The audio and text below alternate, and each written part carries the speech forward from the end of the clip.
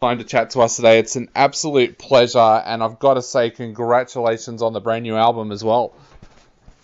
Cool. Thank you so much. Thanks for having me, man.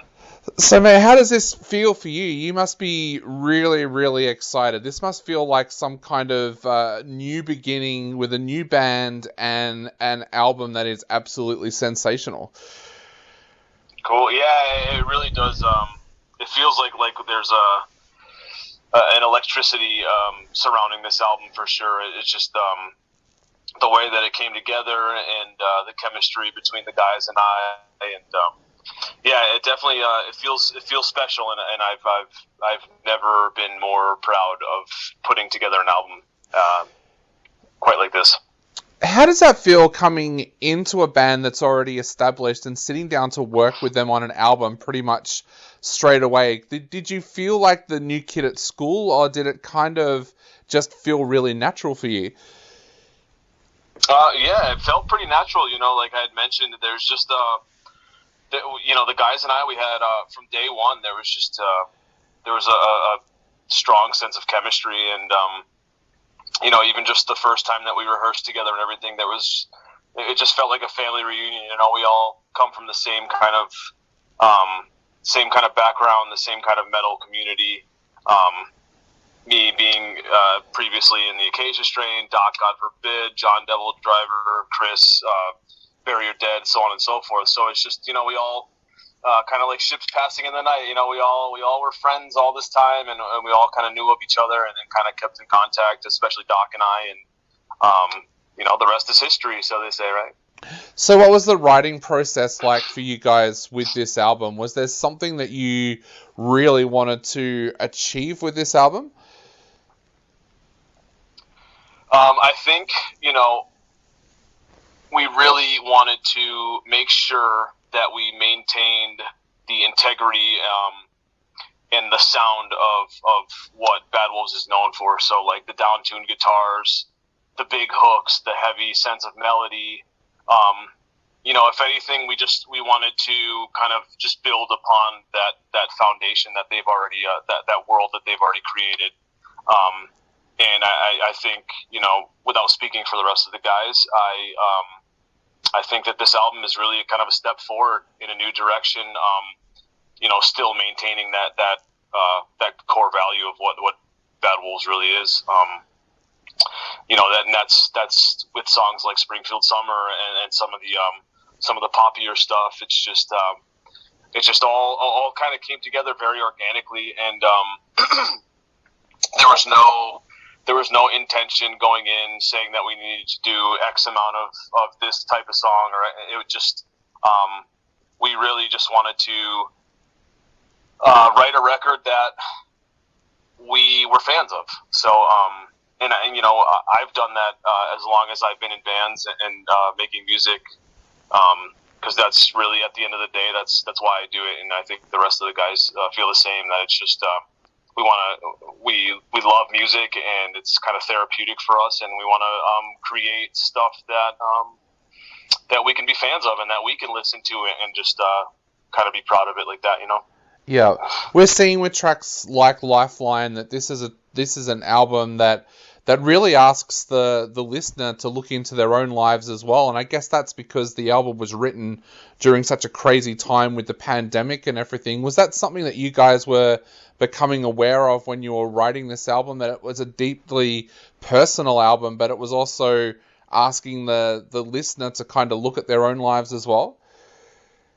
Yeah, absolutely. Like I had mentioned, the whole album in general was just kind of a therapy session for everybody, honestly.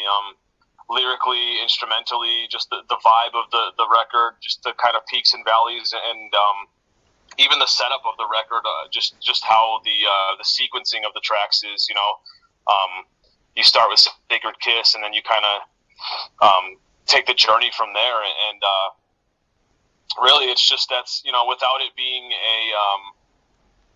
without it being a concept record or anything like that, it really is just kind of truly a journey. And anybody that finally, on October 29th, finally they'll be able to hear the whole piece, how it's meant to be heard. And I think that's kind of the most important thing of this album is just hearing the ebbs and flows of the album, and then that kind of puts it into perspective, as far as what we were going through the pandemic and kind of everything else involved. With such deeply personal lyrics, often fans will reach out to a band and say, I've been through that, or I'm going through that.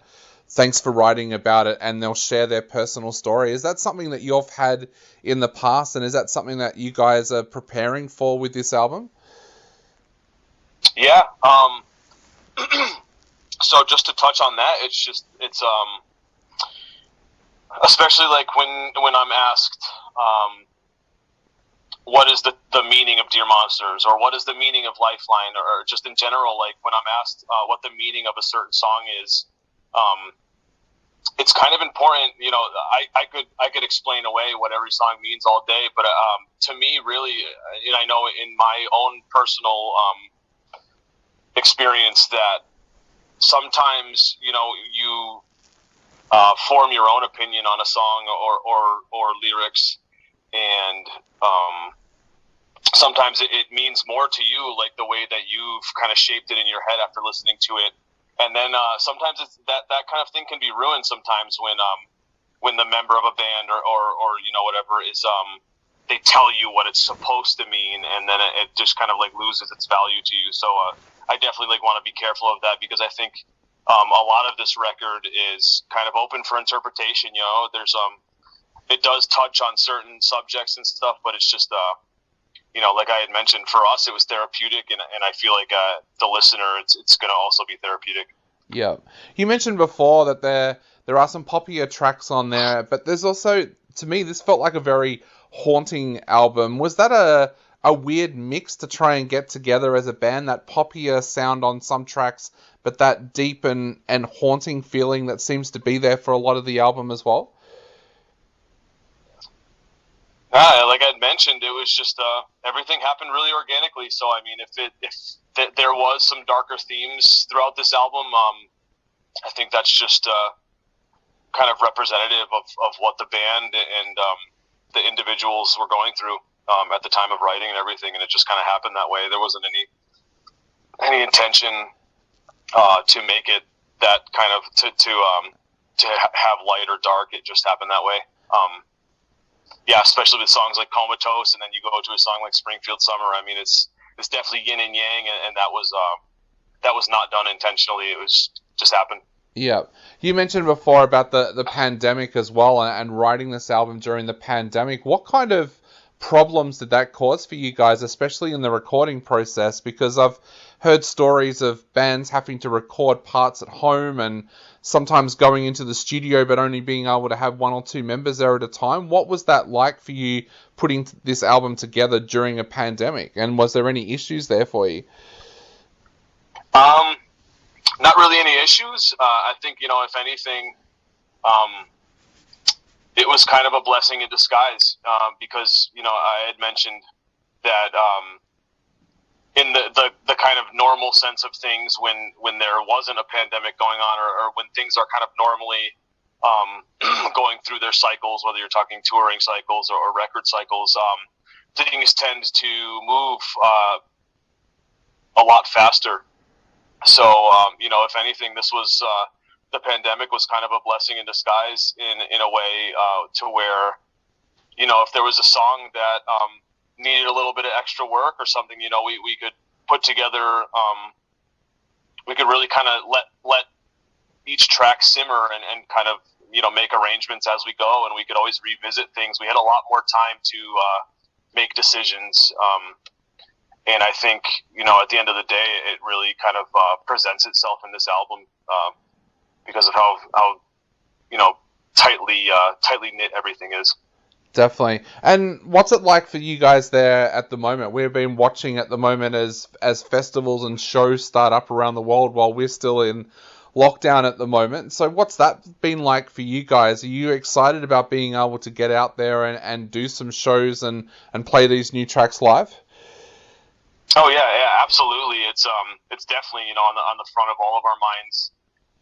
It's just such a tricky situation that we've there's some talks about everything, but there's nothing kind of set in stone yet, just because of how iffy the situation is. Really, I mean, how many bands have you seen kind of take to the road and then they drop off after a week or something, and that's like the last thing we want to do. So really we're focusing on the task at hand, and that's just getting this record out, and kind of everything leading up to that. We have excuse me, we have a lot of content stacked for the rest of the year, in terms of behind the scenes footage from when we were tracking the album, behind the scenes footage when we were doing our latest videos. So there's a lot of stuff, and we're really just anticipating the release of the album, which it's nuts that it's almost here. Yeah. How important has that been for you guys during this entire time to have that background footage and things like that, so you can still reach out to fans at a time when the music world's been kept off the road and we haven't had that interaction between bands and fans? How important has that been for you to be able to create that kind of footage and to be creative with the way that you reach out to your fans?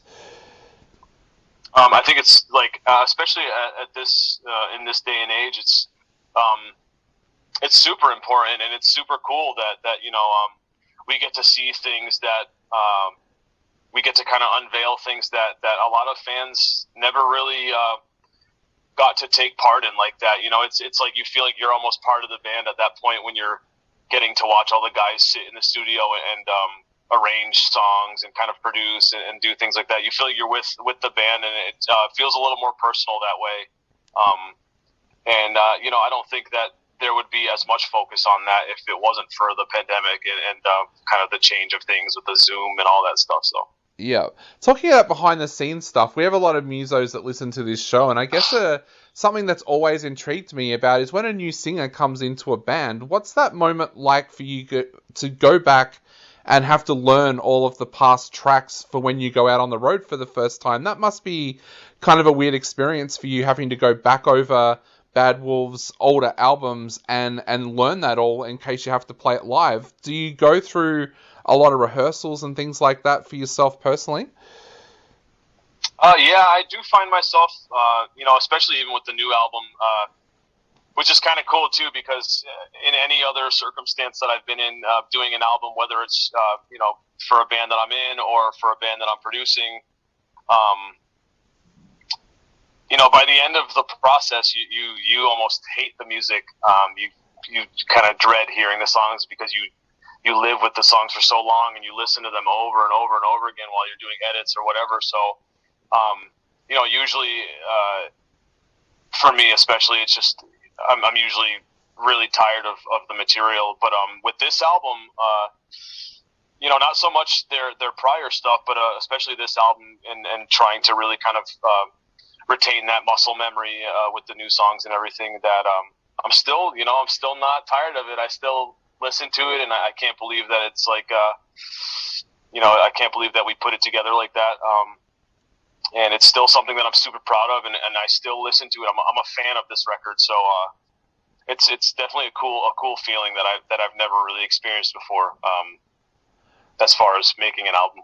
Awesome. Well, mate, I know we are running out of time very, very quickly, so just before I go, what would you like to say to all of your fans out there before this album drops on October 29? I really hope that it's this album. It's a step forward for the band, I think, and I probably have like a different perspective since it's my first Bad Wolves project, but it's I hope that fans, past, present, future, can